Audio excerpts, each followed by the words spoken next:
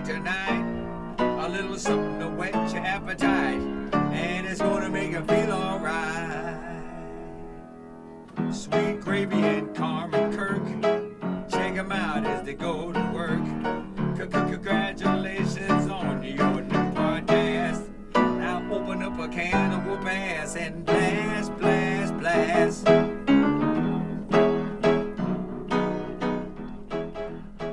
Ooh. And we got a weird setup today. It's not weird. We haven't had a guest in a long time. And today we have a former boss of mine. Man, I've known for a long time. You realize we've known each other for a long time, right? Like, it's been like 10 years. Yeah, decade. Yeah, about a decade now. It's crazy. But anyway, we got Mr. Tom Bacon.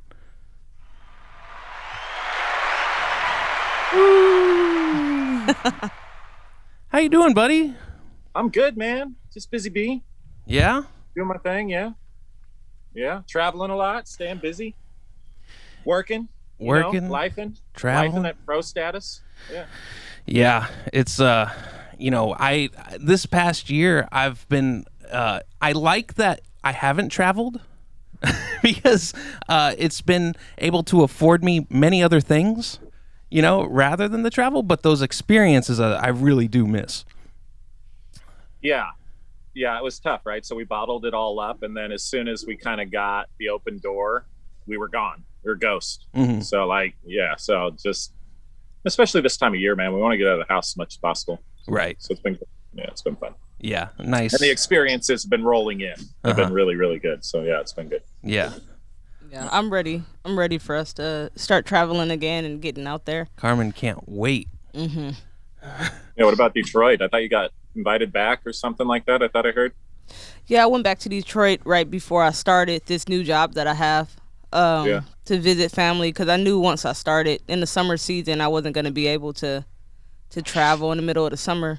So, but Detroit is not necessarily an experience. I'm from Detroit, so it's just going back to see family and things like that. Sure. Yeah, we're vaccinated folks.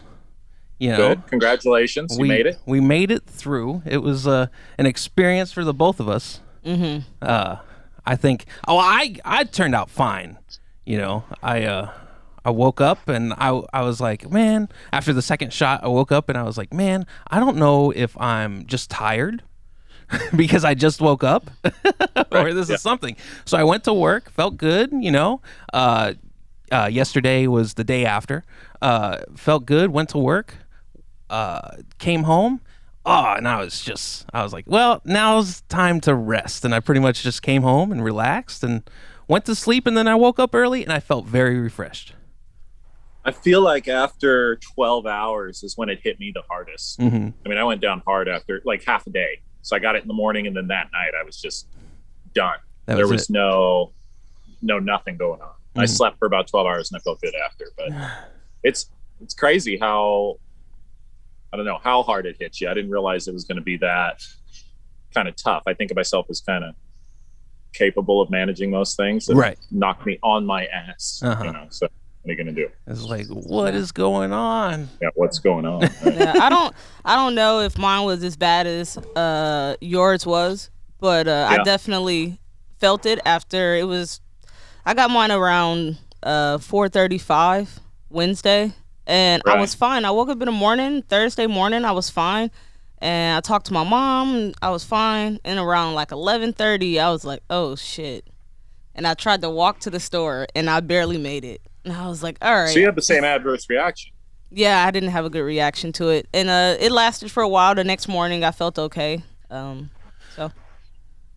Kirk's just strange. Impenetrable. But after the first shot, though, after the first one, I was dizzy like all day and kind of confused. Like, that's generally my natural state. No, it's not. But, but it seemed... pretty intense that day for sure. Oh, and he got the COVID arm. Yeah, he told me that he got some kind of rash, right? It was like a week after the first shot. It was hot rashy, but it was swollen up, like it just swelled, and it was delayed like a week later. It's like, now we're kicking in. We got you now, you damn virus. Yeah, and then Kirk doesn't like to tell me when he feels sick or anything like that. He hides it. So I didn't realize his arm was like that until he happened to show me days later. And I'm like, what the fuck is that? Yeah, it lasted about a week. Yeah. Elevated extra muscle. Just looked like you had massive arm for the day. I did a push-up that day, Yeah, one-handed. One-handed, some Nick Cage, Rock West, I believe he was doing the one-arm push-up. Do you think you could actually do a one-arm push-up? If I was standing on my feet and then, against the wall. Against the wall, yeah. That's how I do mine. It's so much easier. I mean, come on. You sweat less. Yeah. Right? That's awesome. Oh man, Tom, I'll have to send you this photo, but with myself getting older, I've started to sweat in places I didn't used to, and it started very small, and but Wednesday was like the first like hot day we had, and it hit the 80s. That's pretty warm for Maine. Sure. And it was a little muggy, a little humid, and I sweat out my ass about a gallon, and my pants. I'll text you the photo. My pants were disgusting. They were. I had to come home on my lunch break and change because I was like, I can't live like this. Start carrying some powder around with you, man. You're gonna chafe up. Yeah, you need that's yeah. I couldn't believe your pants look like that. I'm like, people can see that. People can see it. Yeah. I imagine it didn't look that bad until I sat down in my car and drove home. Oh my god! Did you have the wet spot when you got out of the car? The whole just two perfect butterfly ass cheeks in the back. That's right. Yeah. Nice, lovely. Yeah, that's so neat. I mean, whenever we were on Catalina, I got a little. If we ate lunch, right, and I sat in a chair, and I didn't like adjust before I sat up, there would be like a nice little like ass streak line, where just like the rainforest that is my crevice.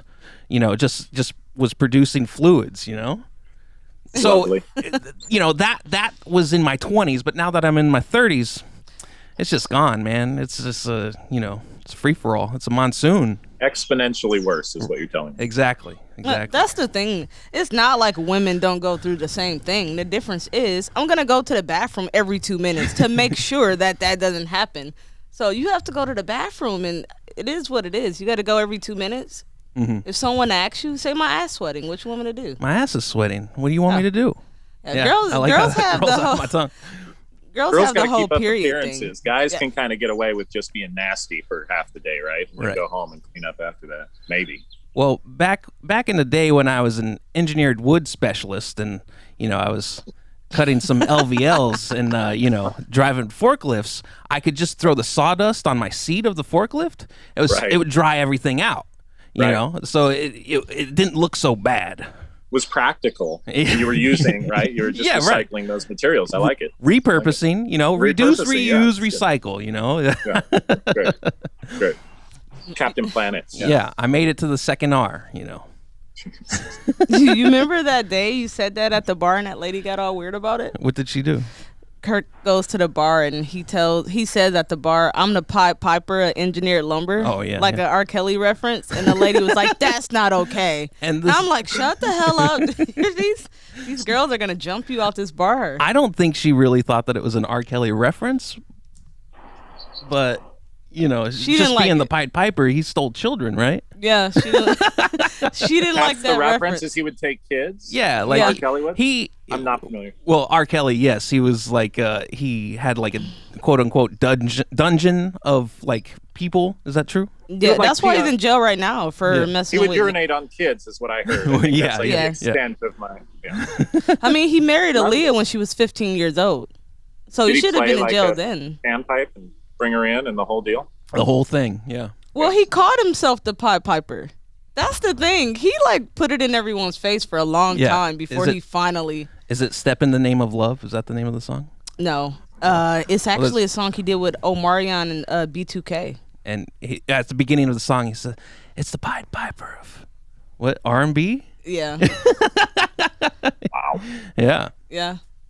So, R. Kelly, luckily, he well, not luckily, but he lived in a point where kind of like a Cosby type thing where he just couldn't get caught for what he was doing. Because he made right? good music, and still to this day, my mom still plays his music and does ballroom to it. Everyone still listens to it. Like, he has some of the best ballroom songs out there. So you play them at barbecues, at parties. What you gonna do? He has good music. What was like the opera that he did? Didn't he do like not an opera, but like a really elongated song with a video, and there was like a movie. Yeah. There was like a midget or something, and then like Trapped in the Closet. Trapped in the Closet. Yeah. And I feel like we watched that together. I don't think we were in the same room, but we were watching it at the same time. I think you were in your room and you were probably watching it with Jordan. And then you came over and then you're like, you got to check it. And then you're like, oh, you're watching it too. This is crazy, right? And it was bananas, man. It's ridiculous. It's like 3 hours long, the whole thing. Mm-hmm. It's like 2 parts. Yeah, wasn't there like an intermission? No, it's like 7 parts. Yeah, there was like an intermission there. Well, there's like an hour, and then it switches to another one, and then he did a third like set. And it definitely gets better because the first one he's like, and then she said, and then he said, yeah. But then after that, it's just catch that again, man. I'm gonna watch that again tonight. It was an IFC thing after it happened, but I think now it's relegated to YouTube. I don't think that IFC is still playing the publicized. Yeah, I don't think IFC is still playing the R. Kelly's. Yeah, I remember my mom was watching because he put everything out in sections, so he'll put the first one out and then the next one didn't come out for like another week or so, and they were like all watching, waiting, like, when is the next part coming out? Everyone was so into it. Yeah, I feel like we were waiting at the TVs for it to come out too. Yeah, it's funny how that kind of takes place, isn't it? Like, I remember as a kid listening to, you mentioned Cosby, but like I listened to Cosby, like his like records when I was a kid, and then I was all excited to share that with my kids because it was like acceptable, right? And then shortly after you found out like what, and I was just like, oh, back that out. Like, no, you don't need to see that after all. But I don't know. Don't bring it up to the friends. Goes away. What's that? Don't bring it up to the friends, okay? Like, this is something in the bacon house. We'll keep it here. We're just going to keep this inside, right? Like, this is, and then he goes, talks to his teacher. You're starting the whole secret thing then now with your kids. He's coming in and he's like, Cosby fan. What can I say? My dad says I'm not supposed to tell you about Bill Cosby, but yeah. That sounds so good. Yeah. I told you that when I was in high school, I went to art school. For high school, and Bill Cosby came and spoke at our high school, actually. So I got to meet him. Awesome. Yeah. Was he handing out treats or anything?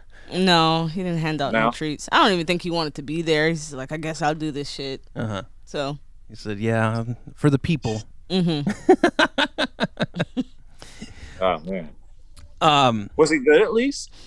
He was just telling us we can achieve our dreams and all this stuff. People were excited because they've seen him on TV, but really it was just getting out of class was exciting. Just getting out of class for an hour to not have to do work. It was fine, but he was all right. When I was in like 5th grade, it wasn't quite on that level, but have you ever heard of Edward James Olmos? It's like this Latino actor. He came into our school and said the same thing or similar things to us.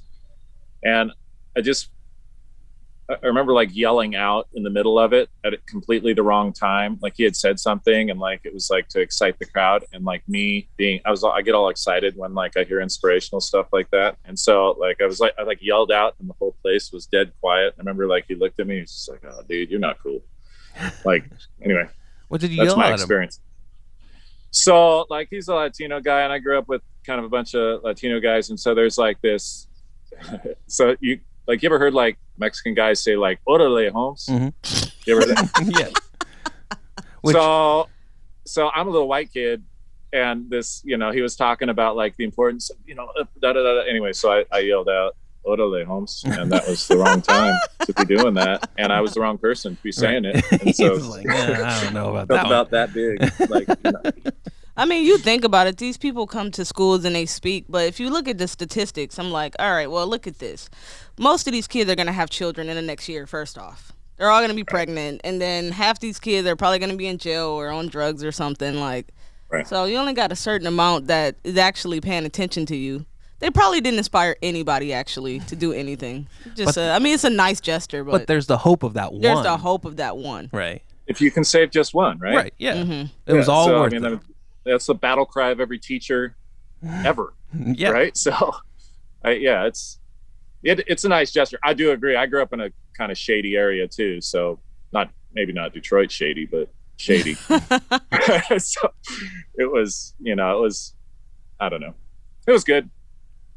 Yeah, I mean Detroit is definitely ridiculous, but luckily growing up, my dad was a hard worker. My dad made sure we had all the things we needed, so we got to have good experiences that the majority of the people around me didn't. So I pretty much lived in this sheltered bubble where I was able to experience life and different cultures and things like that, but all the people around me were kind of poor and struggling. So Sure. I got to watch it, but I didn't actually have to go through it. Sure. No, that's great. I mean, if you can get obviously parents are massive in that, bringing you up, and especially depending on your environment, bringing you up like that's important. Like I said, shady area, I had decent parents, so look how good I turned out. Yeah. So, yeah. I mean, my name is Carmen. My dad wanted me to get a job, so he named me Carmen instead of Shaquanda. I like Shaquanda, though. Yeah, but Shaquanda don't get jobs. Yeah. I'm Fair. sure there's a Shaquanda out there with one job. Ain't no lawyers named Shaquanda. Shaquanda Very Jones. DA Supreme, yeah. Oh, man. So, whenever you and I lived with each other, your kids were pretty young, right? I'd say they were about to hit the teens. When they lived with you and I? Right. When we lived in the frat house? Yeah, how old were they?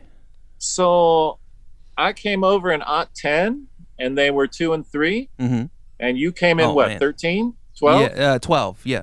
Early 12. Okay, so they're about 5, 4 and 5. Mm-hmm. So not quite teens. Well, close, yeah. but not quite teens. Damn. I I was gonna say, how old are you? You don't look that damn old. You should be proud that I don't know how the age of a child. Not Right, not owning having a child. Like, oh man, that's a 5-year-old right there. I know it. Yeah. But Special skills yeah. you don't want to have. Yeah. But they've gone on in years, and it's kind of. Have you reached that point where you're you can be more buddy with them? You said you had them listening to some albums, and you become more of a friend to them, not so much as what I mean. Yeah. No, I mean, definitely. I don't. I mean, it's tough. Well, first off, it's just tough when you're a male. With at least in my experience with kids growing up, like there was not a lot of connective tissue in terms of what we could do together. So now that they're both over 6 feet, they're both probably stronger than me, and they're both kind of opening up new things they like. And so, yeah, it's the connection is just getting so much better, at least from my perspective. And I mean, it's super neat, man. It's super neat because you see yourself in them too. So it's like reliving your childhood. Mm-hmm. Like I look at Aiden, man, it's just like looking in the mirror 20 years ago. It's like God, that kid's handsome. This is God, about he's to good. happen He's to so smart. him. I know what's about to happen to that guy. Yeah. So I'm like, yeah, exactly. Like every time, and then Yeah, they'll ask me, I'm like, really? You ask it? Just I don't know, just the little things. It's it's neat, man. It's super. Yeah, it's super. So yeah, do they so they're around 16, 17? So they're 14, 15, just about to be 15, 16. Oh, gotcha. Yeah, so like my eldest, I'm going to give him my truck. Like it's time for him to drive. So I have a Mini and a truck, and I was talking to his mom, and I was like, let's give him the Mini, and he can have this little turbocharged car and buzz around and be, fast and furious. And she was like, no, I don't think so. He gets the jalopy, right? Mm-hmm. The Blue Bayou. Give him like this massive tank to drive into things because it's just going to be a wreck. Yeah. So like cool experiences like that. What's the school situation right now? How has that been with school this past year? What was really neat was they were remote. And so every other month they were down here surfing every single day. So it was fantastic because they live in Tahoe, in Lake Tahoe. And so they go back and forth between the mountains and here, but remote all year, all through this whole thing. They both did super well. They took to it really well. I think just because digitally kids are superior to most of us. And so now, though, they've gone back. They're kind of in a hybrid scenario. So they're part-time. And I think they're enjoying it. Like it's good because I mean the socialization, right? Like it's tough being locked down, no one to talk to. Right. And then all they're getting is feedback from me or their mom who's to say our ideas are right? Like they need to formulate their own. So it's been good. It's been good to get them back. Otherwise they're just kind of parroting everything we're saying the whole time, and it's tired of hearing myself regurgitated back at me. Yeah. Want some new material. The saying is it takes a village, and everybody has to, you need that space to kind of formulate your own. You take from here, you take from there, and if you're just getting it all from one place, it's just, that's got to be rough. It's super important for what we're doing, like as a society, right? Right. We want to get people exactly what you're saying, like a full view so they can make exactly that, their own opinions. Otherwise, it's just more of the same, just preaching the same old song. I ain't trying to have that. Yeah. Right.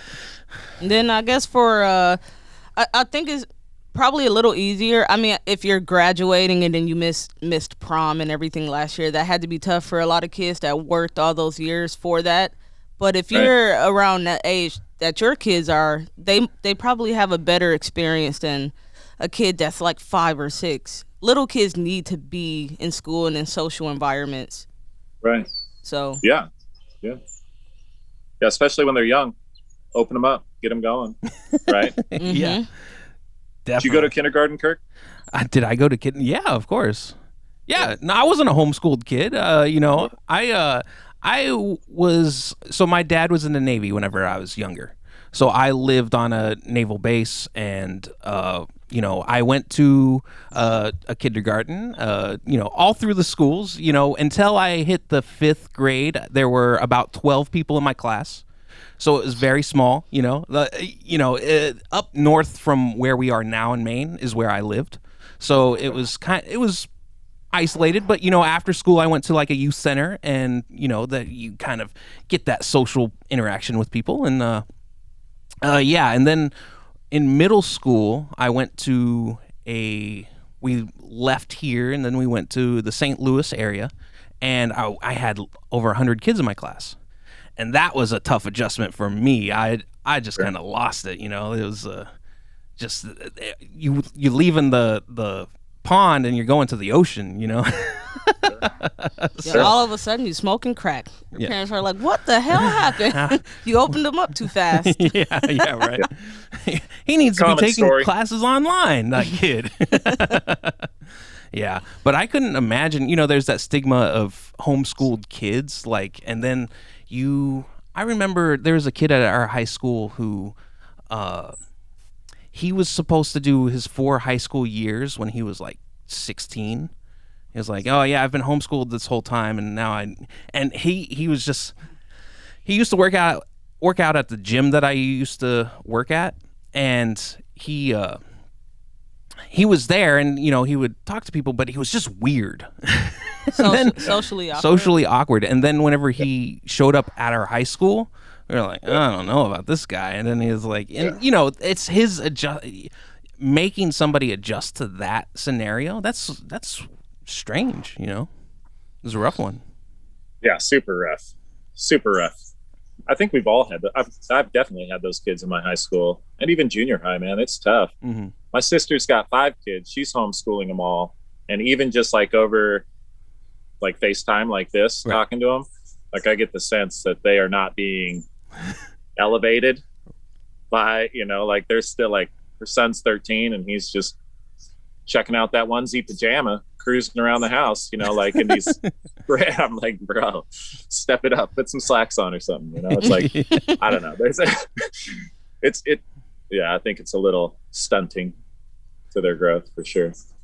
Yeah. Well, I've got a onesie and it's got, some feet on it. So, I don't need some socks, right? I dig it. I'll rock a onesie. That's what I'm saying. There's a time and a place for the onesie, man. I dig it, but just Tuesday morning, and then Tuesday afternoon, then Wednesday morning, Right. Wednesday afternoon. It's like, just switch that shit up, man. That's enough of the onesie. It's enough of the onesie, man. No, that's hilarious. I won't say a similar situation to that, but I feel like, especially growing up in Detroit, we were really sheltered. Like, my mom didn't let us leave her sight. My brother was probably about 13 before he could ride all the way to the end of the block. Because my mom, really? Yeah, my mom did not allow. My mom kept us right by her side, so we were kind of sheltered as far as like, I didn't even know the difference between races, like white, black. My sister was light skinned. We just thought people were lighter skinned, or like we didn't. It never was really talked about in our household, so we didn't really know. And then once I went to high school, it was like, oh my God, like it was a shock to me. Like, I didn't know any of this stuff. My mom had kept all of it from us. And then I got to high school, I'm seeing people getting beat up on a lunchroom floor and all type of stuff happening. And I'm like, oh my God, like what is. Then I got out there. You had enough. Yeah, you get in there. I mean, but definitely I was definitely more shy than the other kids because we had just been at home with my mom the whole time. So, yeah, entering high school is a crazy experience. I remember it fondly. Like, it was great, not to call anyone out, but you remember like the first time you ever saw like a goth kid? Mm-hmm. Yeah. Crazy. Yeah. I was like, oh, what is going on with this guy? Thing. Yep. Mm-hmm. And I was like, this is gnarly. Like, and it's completely acceptable to just run around like that. Like, there's no way my parents would let me. Like green hair, like what? Green hair, happening? like black eyes, and like a guy, like men in trench coats. And I was like, so like I went to like try and like interject myself into what they were doing. Like, hey, what are you doing, man? That's different. I want to know what's going on there. They weren't having any piece of my. You're not ready for this. You're not ready for this lifestyle boots. yet. They were like, "No, man, get the hell out of here. Out of here. Bounce, bro."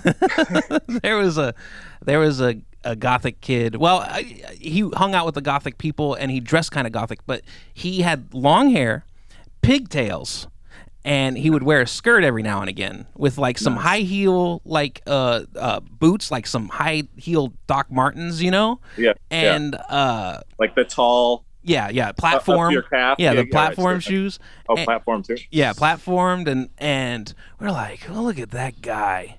Meanwhile, he was probably, entertaining the women more than any of us, the football jock people could have ever dreamed of, because he would show up. Run into that. Absolutely right. killing it in the game. Yeah, no, 100%. Yeah. That's like, it was, and I remember quite a few guys like that. It was gnarly. It's like, that guy's never going to see a girl, and he's running around with like 100. Yeah. A pack. Yeah, he would show up to school an hour early, and he had a television and DDR pads, and he would pull them out of his trunk, and yeah, and then they'd play DDR in the parking lot before school, and we're like, look at that guy, come on. But killing it in the game. Killing it. Yeah, just goes to show, don't judge. Right? And it's kind of one of those things that you don't realize, like, until you get older and some time behind you, that why take away like what made me, was I envious of him back then? What made me like shit on his fun? Like, was I like, because he's so free? Yeah, because he's different. Yeah, I think that's he was probably just comfortable. Yeah, right? Your own discomfort. You're like, yeah, I could never do that, but I want to. Never do that. It's like dancing, right? Yeah, like right. You dance a lot, Kirk? Oh, I dance all the time. Okay, I'm not so great at it. Right? So like busting out, we went to a wedding, and I was like all like cold shoulder in the corner, like not dancing. They're like, "Come on, man, come on." It's tough. It's tough to get out there, expose yourself. Yeah. I went to an art school for high school, so in my 9th grade class, I had this kid that would come to class as a guy, and then he would leave in the middle of class with 2 girls and come back full drag as a girl. And I was like, what the fuck is happening here? Like, my mom didn't prepare me for this shit. That's for sure. Nah, so it was definitely else, a shock. right? Yeah. That's something else. Yeah. Like, what do you do? And so they made us start wearing uniforms because it was just too wild. It was like, all right, this person's wearing this person is goth.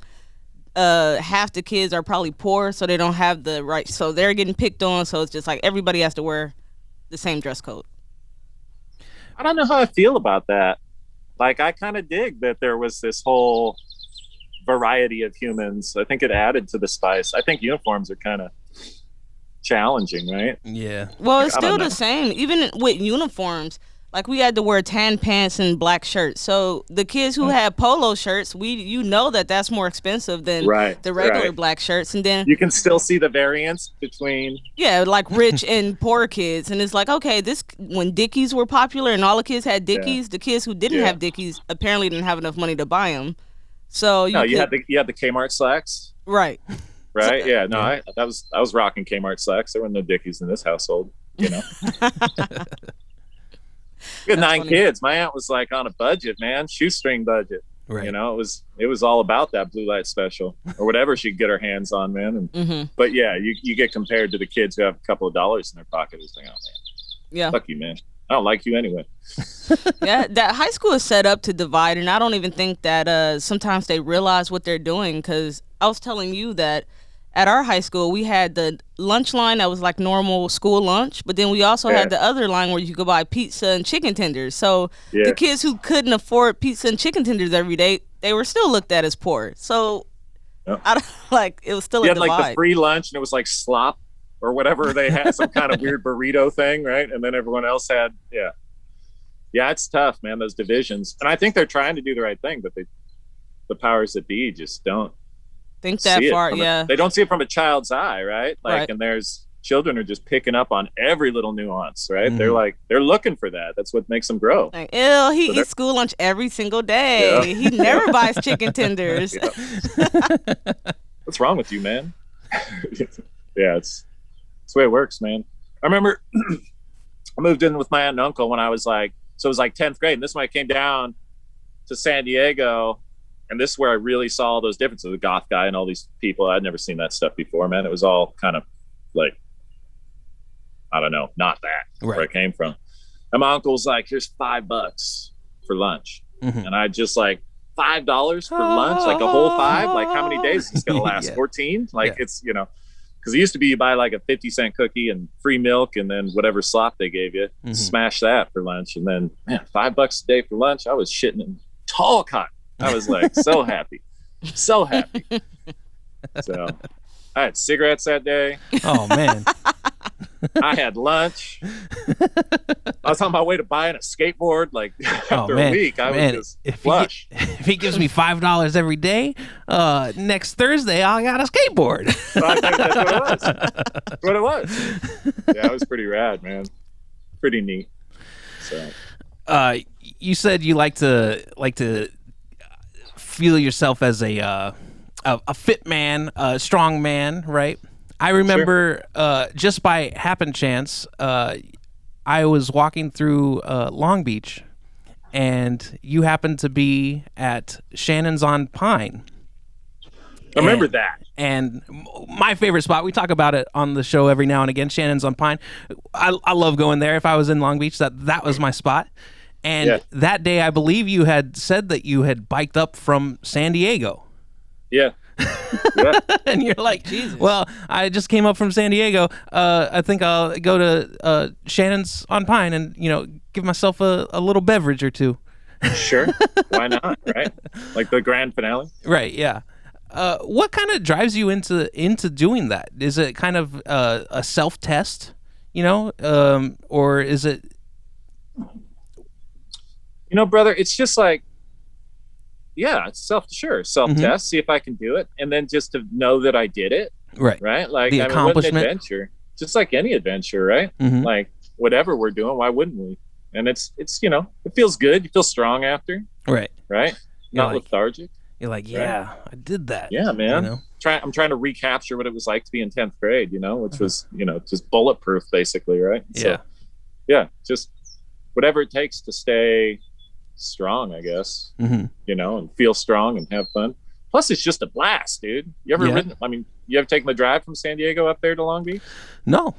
I was in. I had lost my license when I was in California. I didn't lose it as in legally I lost it. I had physically lost it. And, I didn't have a car. I didn't have any idea that I could even ever come to a point to where I could afford a car, Right. And then I... We're working on the island to do that to you. Yeah, and then I got a job on an island, and I was like, I love it here. I don't need a car. We get everywhere by boats, and if the road you can't get a car to anyway. And then we moved to Maine, and I had a Kentucky license, and it would have been really easy to just have Kentucky send my information to Maine, and say, oh, hey, yeah, you used to have a license. I did get a California permit at one point because I figured we were gonna stay there, and then if Carmen and I never got together, I probably would have stayed in California. But I didn't want to do that Los Angeles, struggle like with another person. Sure. We're already starting a new relationship. I didn't want to add that stress to it too. Add 4 jobs to the equation. Yeah, right. Yeah, right. Yeah, I got it. Yeah. So, and we came here, and then it had been, your license has been expired for over 5 years, so we can't actually give you the stuff. I had to go through the whole process. I took some driver's lessons at a driver's school. Seriously? Yeah, and how was that? Oh, it was fine. Once I started driving, the dude was like, tell me when you're tested, because I wanted to do like 3 or 4 classes, just because it had been 10 years since I had driven. And behind the wheel. Yeah, behind the wheel. And, I was like, yeah. And he was like, we're cool. Let me know when your test is, and we'll, do that. It's like, okay, riding a bike. He got right back in there. He was all nervous about it. And then he's like, Carmen, when you get your license, you're gonna have to probably get some tests. I'm not taking no goddamn test to drive a car. I'm fine. No, just get out there. How was the process? Was it arduous? Well, I had put in my paperwork to get my permit March 2020 or February 2020. Yeah, I think I sent them in my stuff, and they it took forever for me to get my written test because they shut down all that stuff. All the DMV stuff. Everything. It took until not August, but June, I would say, for me to actually take my written test. Right. And as soon as I got you get a card, and then you put it in the mail, and then they process that and then they'll send you a letter that says, okay, you're ready to take your driving test at this date, right? And so as soon as I passed it, I went straight to a mailbox and I put the card into the mailbox. Right. And I took some lessons, the one lesson, and then drover's test, got a car the next day. So it was longer than it should have been, but it happened pretty quick. And you couldn't actually register a car, so I actually you had to print out a piece of paper that said, "Oh, due to COVID, the governor says that I don't need to register this car." So I was just driving. Yeah, I was just driving a car, no plates. Sick. Yeah, they let everybody drive like that. All you had to do was print this paper offline, and COVID kind of threw everything for a loop. But I think it was a lot easier here than for other people trying to register their car and everything and drive. Right. Yeah, I don't think that was the case in California, like in terms of registration, because they want their money, right? Like pay up, sucker. There was no. I think DMV did shut down, but then I don't know. They still figured out how to collect funds, as long as they're getting their money, they don't give a shit. Right. Yeah. We'll make it work. Don't worry. It's okay. You can come in 4 at a time. Have the check ready. Right? Yeah. So, right. Yeah. No, we don't do cash. No cash. Yeah, right. Man. Oh yeah. We had the coin shortage during that time. So half the places couldn't do cash anyway. Did you guys have that over there? No, I didn't have a coin. We had toilet paper shortage. Oh, yeah, But you we had guys that on the too. East Coast, didn't you guys just have a gas shortage too? Like all sorts of stuff you guys. Yeah, we a little bit struggling. What are y'all doing? Man? They're saying that there's going to be a gas shortage. Well, first I heard it was because there's no drivers to carry the gas, right? And then Because of COVID. yeah, well, nobody's working. You know, you go down the street, every single business has a "we're hiring" sign. Help wanted. Help sign. wanted. I noticed that. Everywhere. Like you can get a How are job. people not working? I don't know. They extended unemployment till September. Yeah, but is it that much? It's like people are getting about $600 a week. $600 a week for unemployment. Mm-hmm. It's $2,400 a month. Yeah, so why would I work? That's $26,000 a year or something. Yeah, so why would I work when I can stay at home and pay my bills and I don't have to like work? Think about it. It's not like a lot of people are making money like that anyways. If you're a dishwasher that makes $13 an hour, you're making more on unemployment than you are working a job. So why not just stay home? $520 a week at $13 an hour, right? Yeah. Before taxes, then you get taxed and you get like $200. And if you got health insurance, shit, you can't even survive. That's it, yeah, that's crazy. Do they have to pay it back? Nope. How do you get this unemployment? You just gotta apply. What's the process here? Yeah. I've never actually received that stuff. It's crazy. Carmen actually, she went because the restaurant she was working at actually shut down, so she got all the restaurants shut down like when it first happened. So everybody, if you didn't apply, like it's a guy that lives across the street, he owns a grocery store, and he's like go apply now. And I wasn't taking it serious. I'm like, where's the toilet paper going? I was so confused, like why is all the toilet paper going? And he's like, listen, go home and fucking apply right now. And I was like, I'm just gonna wait it out, it'll be fine. He's like, go apply now. And I applied, and then everything shut down. All the restaurants closed, everything, my job, everything closed. So it was necessary to apply for it at that point. Service industry got hit so hard, right? Which is right up your alley. I mean, that's so tough. I know. I told Kirk, I was like, Kirk, the shelter paying $23 an hour to help out. I am going to work at that shelter because I'm going to survive regardless. So I'm going to collect a check. And he's like, just wait for the unemployment.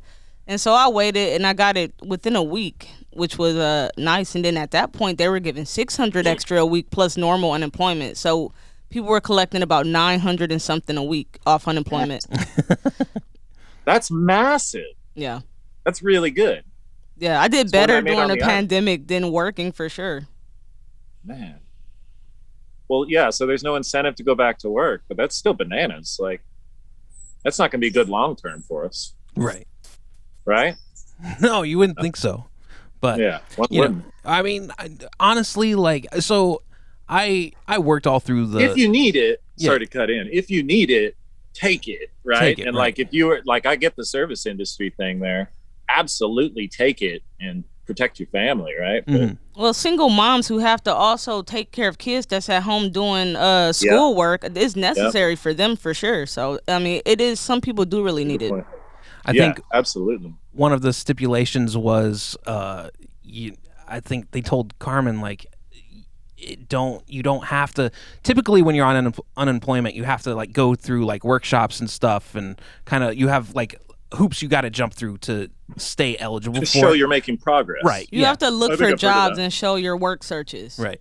And this go around, they were like kind of like, yeah, don't worry about that. There's nothing out there anyway. So yeah. How long did it last? They just changed it. I think probably about 2.5 months ago, where they dropped it down from the 600 to the 300. Because at first they ended the 600, but then things kept shutting back down and the cases were rising. So then they decided with the third stimulus package to do the $300 extra. So they dropped it from 600 additional a week to 300. And then now everyone is going to be getting these large checks back because they decided that you do not have to pay taxes on unemployment. So they're taking off $10,500 of taxes if you paid them already. That's awesome. Yep. Well, that's good. So no one's going to work right now. Still no drivers, though. Yeah. Mm-hmm. Yeah. Man. Still no gas drivers. Still no gas drivers. Whew. Yeah, man, that's tough. That's brutal. Yeah, I had to work the whole time. Both of us worked the whole thing. Mm-hmm. Like right on. I started a business during it. Like as soon as we started this business, it kicked in. Right, Mm-hmm. there was like that first initial wave where everybody freaked out, and that's when all the toilet paper disappeared. Right, and then we just worked right on through, and it worked out pretty good. And then there was kind of like a recession of cases, right? Like it dropped off a little bit because everybody did what everybody did, right. And then it jumped back up once everybody kind of relaxed, and especially here. But for us, yeah, we just powered right on through, baby. Just kept on going. Yeah. I was working at a hotel whenever everything had happened, and we were basically housing the flight crews for airports and stuff, right. And that's what kept us in business. Right. It's the hotel I was working at is pretty close to an airport, and United would stay there, and they'd be like, oh, okay. So we got knocked down to a skeleton crew. So I worked through the whole thing, and then once to-go services were reinstated for restaurants and stuff, I went back to a deli that I was working at part-time.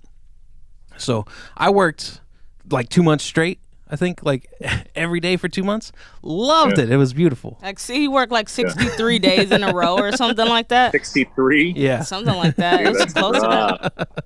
Yeah, it was kind of like, okay, so Saturday and Sunday aren't bad because I only have to work 8 hours, right? And then Monday, Tuesday, Wednesday, Thursday, those are kind of rough because you're working about 15. But Friday's cake because you're only working 7 hours. So, like a half day. Yeah, it's like a half day. It's a bar day, man. Yeah. And it was one of those things where this was something that was new. We didn't know what was going on. So he was working and stacking as much money. I ain't have to work. I was stacking plenty of money on unemployment. So yeah. it was funny because Kirk was working so hard and I'm just at home just like making food and shit. Yeah. And he's like, oh my God, do something. Like, what you want me to I do? was like, you got to get a hobby or something. Like, what should I do? He's like, read a book or something. Like, I don't want to read a book. Don't be mad because I'm at home not doing nothing. So what'd you end up doing? No hobby? Anything? I cooked a lot. Cooked a lot. Mm-hmm. Yeah. Yeah, I ain't do shit. I wasn't gonna say it. I mean, I'm in school right now, so school takes up some of my time. I think Kirk was saying that, yeah. Yeah, so definitely schoolwork. I had to switch to online for school because everything closed down. So I was doing all my schoolwork online, and I was taking, I think, at that time, like 4 classes. So that's a heavy load. Yeah, so I was doing schoolwork. I wasn't just doing absolutely nothing. And I was cooking dinner. Yeah. Listen, I'm just asking, just curious. It's one of those things where like everything shut down. It's like what you supposed to do. Right, yeah. You can't go out. You can't go out. You can't go out. You can't talk to anybody. Please stay out of proximity. But by the way, find something productive to do with yourself. Yeah, town hall's not open. They started shutting the parks down and everything because people were. That was a rough one. So in Portland there's an area where like a bay like that comes in and there's a nice circle around it and it's in the middle of the city and there's a little park there. It's got a little circuit you can do. You got your pull-ups, you can do your dips, the whole thing. And the day that they're like, okay, we're shutting everything down, there was a fence around it, and it was a chain link fence that they put up, and it must have been 20 feet high. It's not like it was huge. I couldn't believe it. I was like, it was just another obstacle. You're supposed to climb it and then go in and then do your circuit. I'm gonna get my work in now. Yeah, so it's kind of like besides the grocery store and 7-Eleven, which was also difficult. If you went to Walmart, the line was around the building. It's like, what are you supposed to exactly do? The town hall not open. None of the business stuff is open. So I was like, okay, be productive. Just walk down the street and look stupid. What the fuck am I supposed to do? Yes. Yeah. Like, okay. That girl's walking down the street, but she's not looking stupid enough for me. I don't. You ain't doing enough. You gotta look more stupid over there. Oh, man. And then all the bars shut down too. No bars were open. Like, man, there ain't nothing to do. Man. I do feel like some bars just went rogue though. Like they closed the front door and then just went and opened the back door, and like you'd see like guys like walking into the bar like this and like come bebopping out later, pour themselves into their car and drive away. You know, you're like, what the heck? Yeah, there's a place up the hill from where we live, and they have pretty low windows in the front of the building, but they've got a little like back patio area. And we had heard, the smoking area? Yeah, the little smoking area, and we had heard that they were shut down, and then they got shut down. Apparently, the police came and said, "Hey, you guys are doing something. You can't be doing here." this. Yeah, you can't. Yeah. It's the new age speakeasy, man. Like you got all these people like sneaking in. Yeah, we didn't hear that they were temporary closed. They were shut down. Like it's the not sign like was off the front of the building off. and everything. They went so really? speakeasy. Yeah, they were like, no, this ain't even here. Yeah, no, we're pulling your license. Yeah. Oh shoot. Everybody in the neighborhood was like, "Oh, you just go through the back door." Yeah, so you just go everyone through the back knew it door. was open, but to the yeah. public, like they took the sign down, so it looked like an abandoned building, but everyone was just sneaking through the back. So it was speakeasy. Yeah, That's gnarly. Yeah, it's Yeah, crazy. dude. That's fun. That's kind of like a fun thing, right? Like, I don't know. I think that's some of the fun that's come out of this is like some of the ways to get around certain things, right? Like, or not even that they're sensical, maybe, but like, you know, if you're flying and you're wearing 16 masks and sunglasses, you're okay. That's right. Right? It's like the, you know, there's like you justify all these interesting ways to get around it. Like I'm still working, and so I'm like going to clients' houses, and I'm like, it's okay because I'm going to stand outside, then I'm going to come in for 5 minutes and go back outside. Right. So like I have this. The UV rays are killing everything that I'm Yeah, breathing. 90 seconds, right? Like I just got to bake myself for a minute and then come back in. That's good. That's right. There is at the mall. There was one of the kiosks, one of the makeup girls. You know, you do your makeup just fine, and you're not gonna cover it up with a mask. They developed this mask for these women that was like they've got the face shield. Yeah. But this one just the clear comes, shield. Yeah, the clear shield that you just The goes Darth around. Vader. Yeah. Yeah, Well, this one came from your chin and went up, and it was just this clear little thing. It wasn't connected to anything. It was just I've like a seen little that. tray. Yeah, it was like this. It's like a feed beard. tray. Yeah, you know. My barber wears one, and his beard is like all like it looks like a bowl of cereal, but a beard. Yeah. And it's all just held up in it. Yeah. The innovative mask styles out there. Yeah. You get the one that's just for like the nose. Have you seen that thing? It's No, like I the haven't. G-string. Yeah, it's lovely. Just the It nose. just looks like a big, mouth is a good. big bozo nose. Yeah, people are crazy with it. But now are you guys starting to move away from the mask indoors? Yeah, so like there's still some limits. So especially if you're in a group that is inoculated, right? So like part of like the new greeting, we like, hey, so I've had my shots. I say to everyone when I meet, it's like a courtesy as opposed to like, hey, I've had my shots. Oh, come on in, right? And then I go and hang out, and so I mean, you'll see people inside. You still see like in bigger businesses, box stores, and that sort of thing. Like you're supposed to be wearing your mask still, and you'll get like the occasional geek that won't do it. You know what I mean? Like just goes charging through, like sneezing and coughing everywhere, and you know what I mean, causing ruckus. But other than that, yeah, I think indoors is starting to open up a little bit. Certainly, our outdoors is wide open. Yeah. Like people just don't give a shit anymore. It feels like. I may be wrong to some extent. And then like some of the area, like Huntington and these areas, they're pretty I guess conservative might be the word, right? As opposed to liberal. And so there's like just zero fucks being given. There's just 1,000 people congregating and getting crazy together. And so it is what it is. That's good. I went to go get some shorts because, as I said, I was wearing pants when I had my episode with my glands and Glands? So Gland sweat? Yeah. I went to go get some shorts and it was I was the guy that was wearing the mask, and then there was one cashier that had a mask, and everybody else was pretty much free to go. And No big deal. They printed up new signs immediately, I guess, that said, keeping up with the CDC, we request that people who are not vaccinated, please wear a mask. The rest of you, hey, we're open for business, It's dude, it's so gnarly. Like I'm still confused in many cases. So like CDC, are you supposed to get our information there? Like, is that the best source for information? Because every conversation I have, much like everybody's practice for protection, like it varies so much. I don't think anyone right? Like, knows what's going on. I think no everyone's one knows confused. what's going on. Right. Yeah, and I was having that conversation even just this morning with my partner. Like, she gets her information from X, and I'm getting my information from the Times, and they do not. Right. They're like button, man. It just doesn't make sense, and I'm just I'm confused about where to look even. Yeah, I think masks weren't mandated here in this state until June, I want to say, of last year. Okay.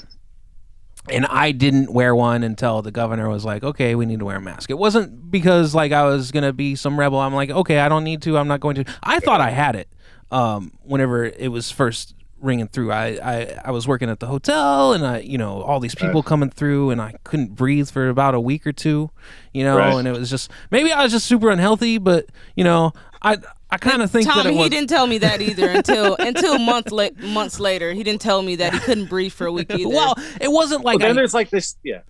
It wasn't like I couldn't breathe, but I couldn't breathe, yeah. So there's two parts to that. One is like the shame of like, shame. Like, oh my gosh, did I get it right? Like, and then like you don't share it. Like because I know it could folks be who got it and just straight up wouldn't tell me for like 3 months. Right. Like, and then they're like, and then it came out, and I was like, what are you saying? Like, I was right next to you. You didn't tell me about that, man. Yeah. Well, you also don't know, right? Like, at that point, there wasn't like a test, a rapid test you could do. Yeah, he said before, like, we knew what was going on, like that. This like was around January, the toilet. February. This was around the toilet paper, age. Right, okay, so early on, yeah. Right. So yeah. Even so, like that's the other thing. As soon as like I heard there was a pandemic, I don't know if you faced this as well, but like as soon as I started hearing about this thing happening, like I couldn't. So you said I couldn't breathe, but like I couldn't breathe. Like right. if I had a cigarette and then forgot I had it, and like 2 minutes later I was still like a little out of breath, I was like, oh my gosh. What's that? Yeah. I got it. I got the COVID. Is this it? Is this it? I get like, oh man, my leg hurts, man. It's that part of it. I'm looking at like trying to figure out where to.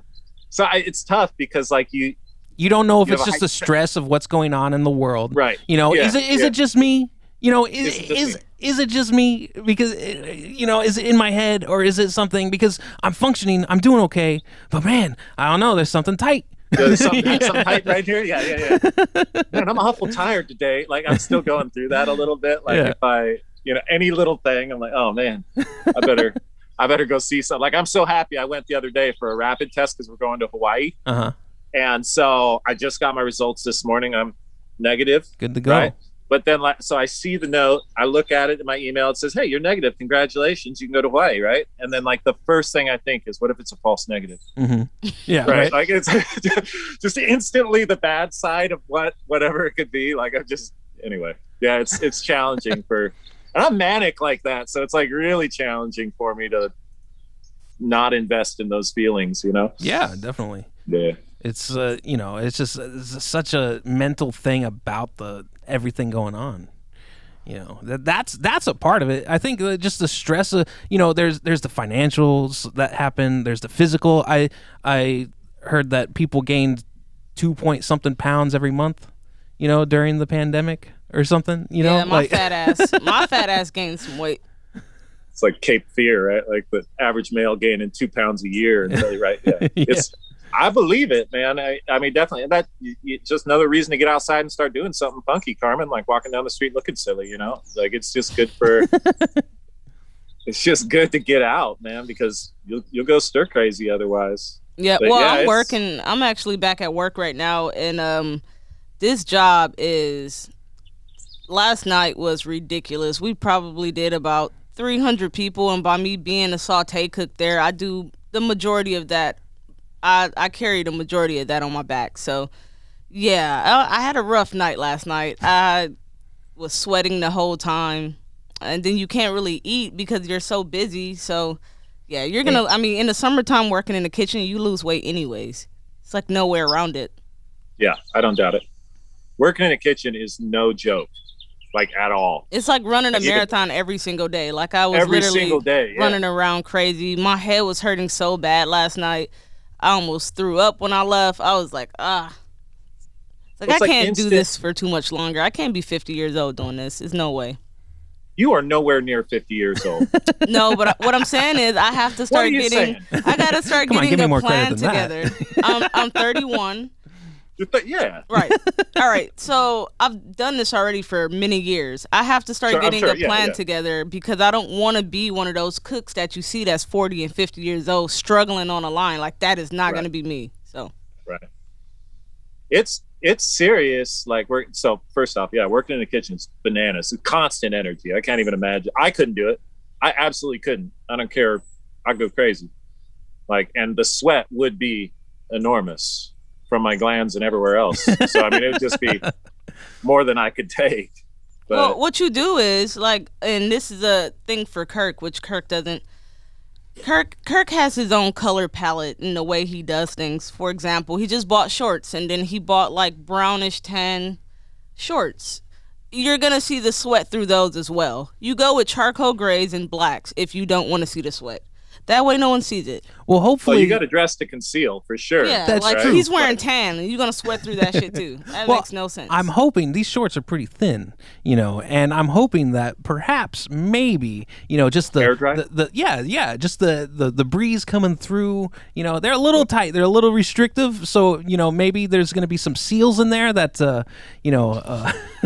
How you dress, it's important. Like, what kind of undergarments you wearing? You got to wear the wicking stuff, right? Yeah, you got to wear the... I like the shorts, airing it out. I don't think that's a bad idea at all. No, right? No, yeah. I wish they were gonna invest in some armpitless shirts, dude. So there's no chance for moisture to catch in them. Yeah, you got the breathe holes in there, Yeah, exactly. Fishing shirts, get a little sartan going. That's right.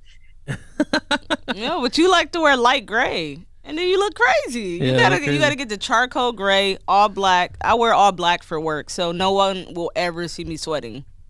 Yeah, but good friend of ours, BK, man, solid black most days. Mm-hmm. Right, black shorts, black shirt. Mm-hmm. Boom. Yeah. I don't know, but then you get like the salt stain. Yeah. Ew. On the black. Yeah. The white salt stain. You ever get that? Yeah. If I'm at the beginning of my day, start to sweat, I'm like, okay, it's lunch. I'm gonna go cool off, and then. You're like, oh man, that was a great lunch. That ziti really hit the spot. Oh man, the sausage was perfect. Oh, just the right heat. And then you go to the boss man and you're like, okay, what do you want me to do now? And he's like, well, maybe get those white streaks off of your shirt. You gross ass. Like, yeah. I like to. You may notice I wear like an overshirt most days now. Sure. Probably as part of that, right? Because it's just I can take it off and put it back on after I'm done working, because I work in short spurts now. So I do like 30 minutes of intense work followed by 4 hours of nothing, followed by 30 hours of intense work. Right. So you gotta, what's the word when you, accessorize? There you go. Your outfit. You need to accessorize. Accessorize it. I'm sweating. I'll throw this overshirt on, when we were on the island, we did those bathrooms. Do you remember Pepito? Pepito? Yeah. There is this man, and he worked on a crew Pepito! That was there. Yeah, Pepito. He had this beautiful long black hair. And he would be digging in the dirt. He would be working in the concrete, but he had the most beautiful white shirt on. Always. He never had a speck of dirt on his shirt ever. Like he looked beautiful every day. Like how do you get to that? Pristine. Yeah. I buy my shirt. Yeah. So I bought 2 packs of white shirts a week ago, and they are all trash right now. Right. Like they're just garbage rags. I can't even. They're yellow. Yeah. They're brown. Yellow. They're dirty. They're gross. Just done. He must have bought like 50 packs a month. It must have just brought him, he went to that Amazon. Recycled. Hey man, I'm gonna run up to the room real quick. Recycled, fresh one on. Change it out. Always looking good. He was dedicated. It is. I mean, I'm telling you, to wear a white shirt, you got to be about it. Yeah. See, that's why I go for the gray, because the gray shirt will last a long time. You ain't gonna lose a lot of color, but it does light gray. Light gray. Yeah, it doesn't show a lot like of a heather gray. Yeah, heather gray. Yeah. I also like a heather blue. And I like also, a heather blue. Yeah, a charcoal I like heather. a heather green. A heather charcoal is good too. Yeah, a heather green. Heather charcoal is good. Yeah. Yeah, I don't know. Light grays, I don't know. For me, it's about the feel. Like, and I noticed that the darker colors, like, or even like some of the grays and stuff, they don't keep the softness. They get like crunchy. Yeah. After a while, the cotton gets like crunchy. I don't know how to describe creased it. up. Not soft. It doesn't stay like malleable. Yeah. And I just. So there's our local watering hole, the Snug. It had a shirt for sale whenever it was open. They just recently reopened. Super excited. Haven't been back yet. Can't wait. And they were selling these green shirts that were supposedly made for St. Patty's Day. And it says, I invited Barry Gibb. But it's like a neon green, and it's got this picture of Barry Gibb from the Bee Gees, Right, yeah. Yeah. And so I bought one, and it was the softest shirt I've ever had. Beautiful. I loved it. So you know what? Yeah. I go back and I was like, hey, let me get another one of these Barry Gibb shirts because it's a really nice soft. No, they're still there. Oh. But Carmen tells the woman working the bar, she says, don't sell him that shirt. He already has one. I snuck into another one. No, Tom, you don't understand. Like Kirk, Why, he likes to do things. Why?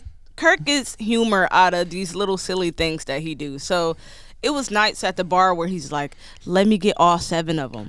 And he just wanted to wear the shirt like every single day. And I'm like, no, that shirt is fucking ugly. And it has Barry Gibb's face on it. Who invited? Nobody fucking invited Barry Gibb anywhere. Nobody give a fuck about Barry Gibb. And he wants to, and he thinks it's hilarious. So he wants to wear the shirt every single day. No. But it's comfortable, right? But it's super comfortable. No, he don't care about it. He don't care about it being comfortable. He just wanted all of the shirts. That's because Kirk is comfortable in the uncomfortable, right? So knowing that you're uncomfortable, he's like, oh, God, no, he thinks good. that like shit is hilarious. And like, he's like, don't tell her I can't buy shirts. And I'm like, girl, don't sell him them fucking shirts. Like, and we're going to have a problem. I'll come over that bar. Yeah. Yeah. Kirk, from your perspective, man, I'll tell you, like when I find something I like, I go all in. I'll buy like a lot of it. Right. Not so green Barry Gibb shirts. No. Well, check this out. So I found some shoes the other day. I showed you those pink shoes I liked. Mm-hmm. Right. So I bought 5 pairs. Right. And they're stacked up because they're so comfortable. Right. And they're pink, which is cool. But like, it's like that sort of, I'm all about buying in bulk the things that you like because it's so hard to find things that fit you. And that's why you guys are friends. You never know. You never know if you're going to get it again. You, brother, I'm just saying, if Barry Gibb fits that chest, then I'm all about it. Plus, you always have like a BG close to your heart, right? Yeah. So you always do feel like a, right? Yeah. How deep is my love? It's this. Yeah, deep, exactly. So you're just Saturday Night Fever all over, dude. You just got it. Like you just strut.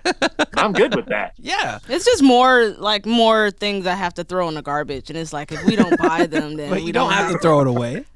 You don't have to throw it away, But the two that I have, they are pretty worn out. So I'm gonna have to go to the Snug pretty quick. You see what I'm saying? He's like already plotting on it. He was trying to call the girl when the bar was closed to see if she could sneak in and sell him those shirts. I said we're planning a heist. It's gonna be inception of Barry Gibb shirts. Right. You got to text me a picture of this too. I want to see this thing. Yeah. Right. I will. Yeah. All right. Please do. I'll send you the pants also. They have the pants also? No, I'll send you my pants also. Because please do. I got a photo with the glands. Rorschach test of yeah. Tell me what it looks like. Collection? Yeah. What do you see? Yeah. What do I see? It's just beauty. I see flowers. Yeah. A woman. I see a woman. Yeah. I see a woman. What else do you see? A woman. Yeah. Right. I think we're coming up close to the end of this podcast, Tom. But I definitely wanted to ask you one more question before we finished up. I want to ask you what you think about the Floyd Mayweather versus Logan Paul fight coming up June 6th.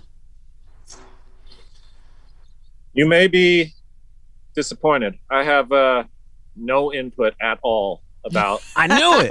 I knew it. No input at all. No? What you think No, about Floyd I'm the Mayweather worst. coming out of retirement at 44 years old to fight this young YouTube star? Well, Mayweather's like really like I know that name, so like he's really a killer, isn't he?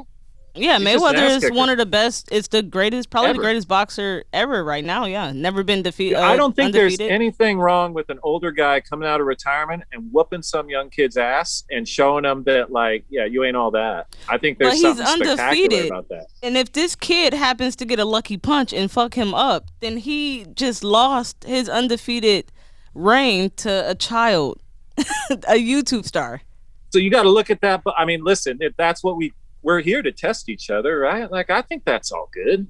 Like, if this kid can come up and do it, right? Great. It's like, it'd be like if, like when Jordan came out of retirement to play ball, right? Like he came back into the game. Like he knew he could kick everyone's ass. Why wouldn't he keep playing?